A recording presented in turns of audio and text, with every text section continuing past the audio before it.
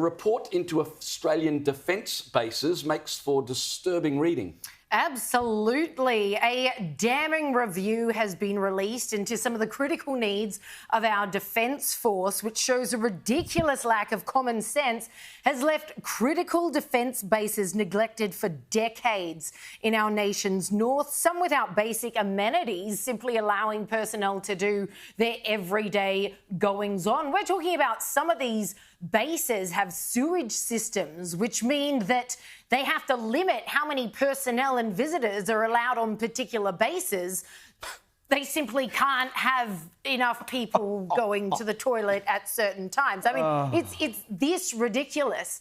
This damning review has just been released. It even goes into details regarding the air conditioning at some of these bases. Here's Julian Hill, a subcommittee chair Labor MP.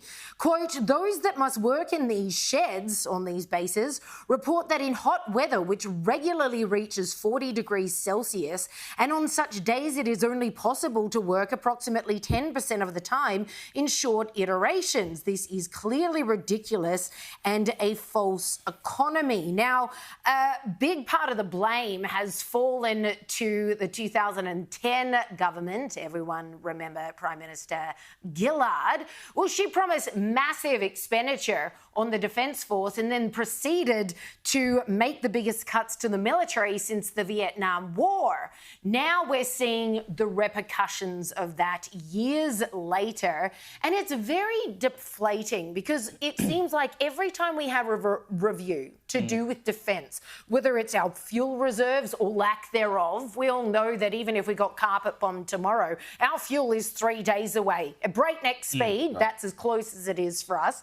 We recently saw another review talk about the fact that we've got this U-boot number of people that we want to recruit into the forces, but we're failing to even replace the ones who are retiring or leaving or calling it a day. It just seems to be one depressive thing after the next. And here we have something as basic as working conditions. You can't go to the bathroom if there's too many people on the base, and you can't work for more than 10 minutes in these sheds up north. It is disgusting on so many levels. It defies belief. Literally disgusting to think that you can't even go to the toilet because you might, backlog the thing too much if too many people go for a whiz in quick succession. Okay, Callum. Like, come on. We are talking about people who, if anything ever happened, would have to defend this country and its people. I mean, yes. We may as well. The phone rang this morning. Xi Jinping called me up. He said, mate, have you got the red carpet ready? Because that's basically what we're doing. We are saying we cannot even fund our military to the point where we can put air conditioners in sheds or we can have toilets that operate as a toilet should. I mean, imagine if you sitting at home got a letter from the council or Sydney Water or whoever your water corporation is, and they said to you, very sorry, the infrastructure has deteriorated to the point, we've not replaced any of it, that you can only go to the toilet 3 times a day. There would be riots in the street. Yeah. And yet this is what we are serving up to the people that we expect to potentially go to war and sacrifice their lives for us. Incredible. It sort of rocks your confidence in reports that, we're going to start manufacturing missiles. Well, first we should probably afford a toilet. We're going to have, multi-million-dollar submarines. We can't afford air conditioning.